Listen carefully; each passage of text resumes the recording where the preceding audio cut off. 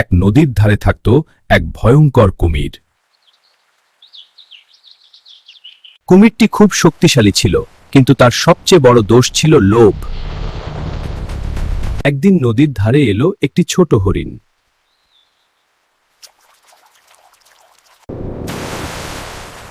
আজ তোমাকেই খেতে হবে। একটু শোনো কুমির রাজা, নদীর ওপারে আমার বন্ধুরা আছে, তাদের মাংস অনেক নরম। হরিণ বুদ্ধি করে কথা বলল।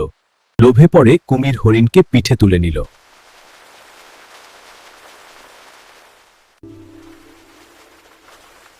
লোভে পড়লে বুদ্ধি নষ্ট হয়। কুমির তার ভুল বুঝতে পারল। সেদিন থেকে কুমির আর কাউকে অযথা ভয় দেখাতো না।